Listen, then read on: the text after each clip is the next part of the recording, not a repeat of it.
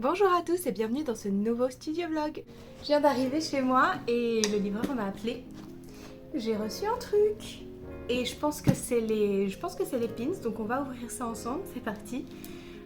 Je suis un peu stressée de voir à quoi ils vont ressembler en vrai, mais de toute façon maintenant ils sont là, donc je vais les ouvrir. Oh, alors ici il y a les petites chauves-souris. Je sais pas pourquoi ils m'en ont envoyé des noirs, j'avais demandé tout en bleu mais ils m'en ont envoyé en plus. C'est cool. Il y a la petite grenouille. Ah, ici vous pouvez voir. Encore Lizzie. Le petit chat. Et ici. Oh, je vous montre là, on voit mieux. Et ici le petit chien. Oh, je vais déballer tout ça, je vous les montre déballer. Ah non, je suis super contente. Ça fait pas le focus. Wow. Bah non, ça marche pas, hein. C'est top. Est-ce que lui non plus va pas vouloir me le faire, le focus? Non. Il sera flou aussi. Ah non, mais il rend trop bien. Il est trop mignon celui-là. Je l'adore. Je pensais pas que ça allait aussi bien rendre en fait. Et je suis vraiment super satisfaite du résultat. Je suis trop contente. Maintenant j'ai la pression pour voir la petite chauve-souris. C'est celle sur laquelle j'avais le plus d'appréhension par rapport au rendu des couleurs. Oh, elle est trop chou. Pareil, est-ce qu'on va réussir à voir quelque chose? Et non, c'est flou. Tant pis. Le petit chat flou. Il est trop chou. Je suis contente.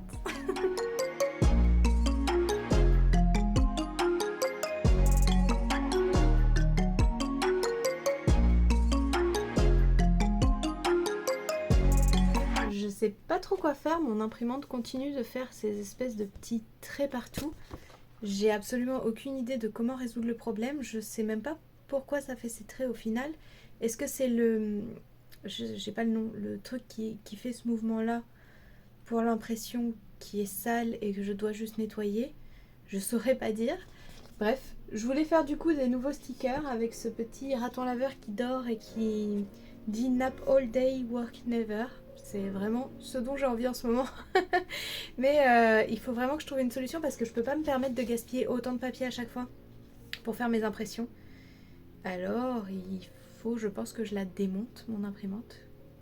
Je sais pas si vous pouvez voir, mais est-ce que vous voyez là, là, il y a un cheveu à moi qui est coincé et qui chope l'encre noire et qui fait des traces. Je crois que c'est ça. Donc je vais essayer de l'enlever et puis après on verra si l'impression se fait. J'ai voulu retirer le cheveu avec une pince à épiler et je l'ai fait tomber pile à l'endroit où cette chose-là vient se garer, là, dans ce trou-là.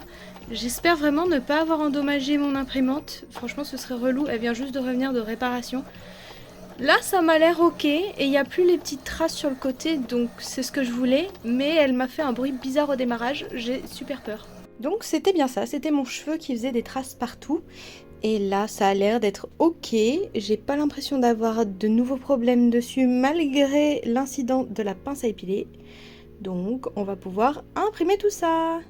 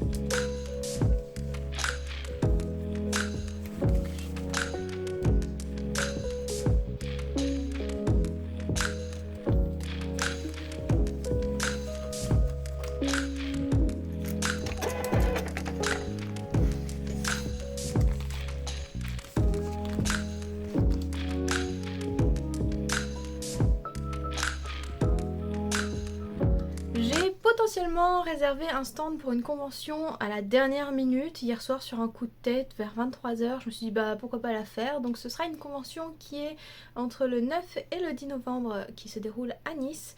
Je me suis dit pourquoi pas, je suis vraiment à côté, j'aurai pas de frais particuliers mis à part le stand.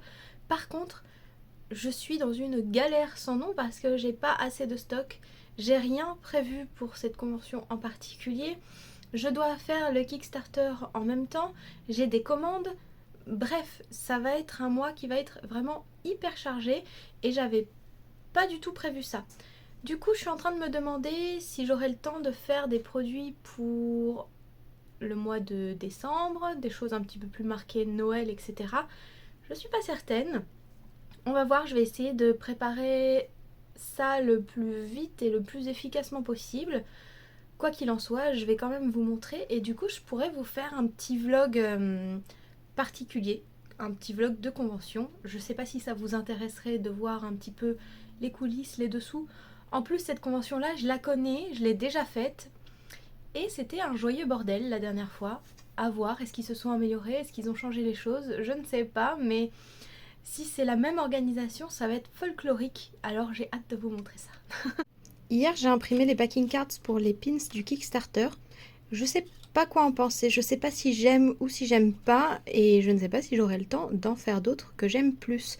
Quoi qu'il en soit, il va falloir que je commence à préparer les commandes et à les envoyer, parce que là, ça fait un petit moment que vous les attendez maintenant, donc il va falloir que je fasse ça cette semaine. Et ça aussi, mine de rien, là, les pins comme ça, c'est un petit peu une source de questionnement. J'ai absolument aucune idée de comment je vais les présenter sur mon stand, je ne sais pas du tout quoi faire, comment les mettre en exposition, parce que la dernière fois que j'ai fait une convention c'était la Japan Expo. J'avais un espèce de petit présentoir mais qu'une amie m'avait prêté et que donc je n'ai plus. Et du coup j'ai plus vraiment de solution pour les mettre en expo. C'est vrai que quand je les avais tous mis sur une feuille avec le... Je sais pas, ils étaient bien présentés sur la feuille mais les gens ne les voyaient pas assez bien. Il avait fallu que je les mette dans des petits casiers que les gens pouvaient manipuler pour les voir. En fait sur les autres pins il y a du texte et si on voit pas le texte on comprend pas du coup pourquoi ces pins sont intéressants. Ceux-là ils parlent d'eux-mêmes, il n'y a rien de particulier, mais j'en avais quand même vendu beaucoup plus quand les gens pouvaient les manipuler. Et là je vais être seule une journée, j'ai peur de pas pouvoir vraiment surveiller mon stand comme il faut et de m'en faire voler. Donc il faut que je trouve une solution pour qu'ils soient à portée de main, que les gens puissent les voir de plus près mais qu'en même temps je puisse pas me les faire voler. Et là il va falloir que je cogite parce que j'ai aucune idée de comment faire ça. Je vais en profiter pour vous montrer les produits qui doivent être mis en ligne à partir de début novembre. On a le sticker When I See Red Flags, Celui-ci, n'essaie pas d'être parfaite, essaie d'être toi. Celui-là, Nap All Day, Work Never. Il y avait les petits nuggets que j'avais pas pu imprimer la dernière fois parce que j'avais pas mon imprimante. Les petits pins en métal. Le sticker de Lizzie la chauve-souris. Et en fait, basiquement, tous les produits Lizzie la chauve-souris que j'avais oublié de sortir pour Halloween. Super! Et j'oubliais la carte Joyeux anniversaire mon petit chat. Aujourd'hui on est vendredi et il faut que je prépare les backing cards, les petites cartes de fond pour les pins pour le Kickstarter. Parce que du coup, comme j'ai prévu ma convention à l'arrache, ça va tomber à peu près en même temps que le moment d'envoyer les Kickstarter. Il faut que je fasse les cartes de remerciement, les backing cards, que je mette tous les pins sur les petites cartes qui vont avec les pins. Et puis que je commence à préparer toutes les quantités qui vont devoir sortir, qui ont été achetées pour le Kickstarter, pour que je puisse savoir quelle quantité il va me rester, que je vais pouvoir vendre en dehors du Kickstarter sur la convention. Ça va me demander pas mal d'organisation. Hier soir, j'ai fait toutes les commandes que je pouvais. Je crois qu'il m'en reste 2. Comme j'en ai eu pas mal quand même cette semaine, j'ai essayé de prendre un maximum d'avance parce que j'aimerais refaire tous mes packaging. J'ai envie qu'il y ait une cohésion dans mes packaging et que mon stand soit joli. En fait, ce stand, ça va être un peu un stand crash test pour le prochain que j'aurai fin novembre, début décembre à Lyon, qui sera une beaucoup plus grosse convention. Et c'est vrai que mon stand de la Japan Expo, j'en étais pas satisfaite, je trouvais qu'il manquait de cohésion, c'était pas assez lisible selon moi. En fait, j'ai énormément de sortes de produits différents, ce qui me bloque pas mal dans la mise en place. Je sais pas encore comment organiser ça. Mais voilà, pour commencer, j'aimerais avoir une unité au niveau graphic design pour que mon stand soit fort en identité visuelle et reconnaissable et facile à comprendre et à lire quand on arrive. Donc je dois faire ça, je pense que je vais me filmer en train d'imprimer, couper, etc. Puisque de toute façon là je suis un peu dans le rush et je vais pas avoir tellement le temps de faire autre chose que de me filmer en train de faire des trucs pour avancer tout ça, parce qu'il ne me reste plus beaucoup de temps et que j'ai énormément de choses à faire.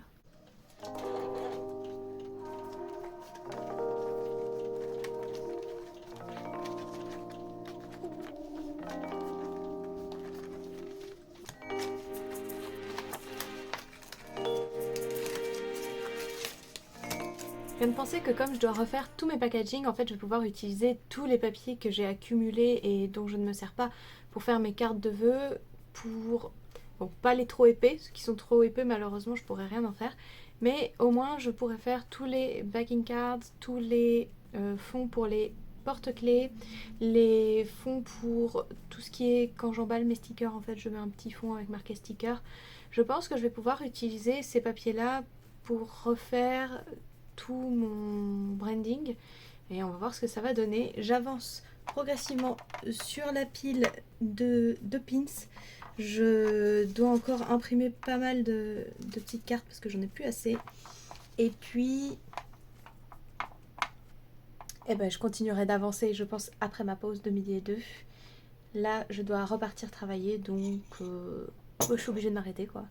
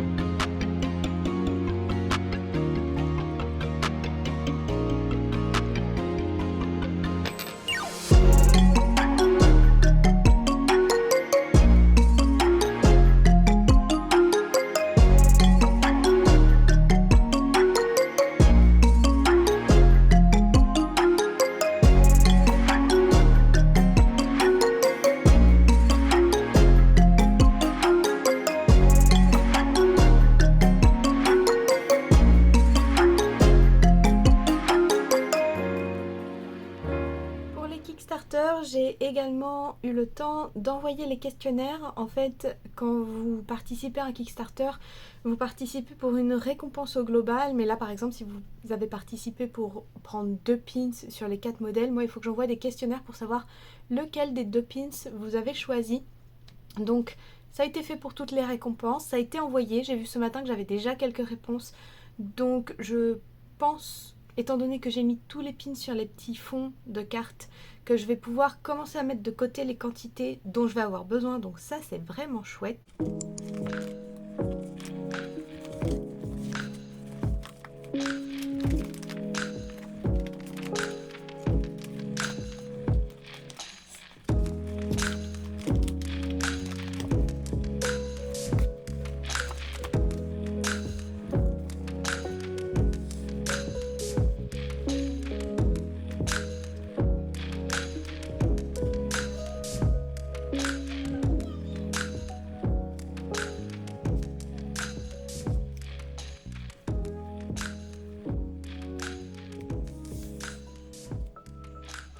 Donc j'ai travaillé sur des nouveaux stickers, je vous les montre.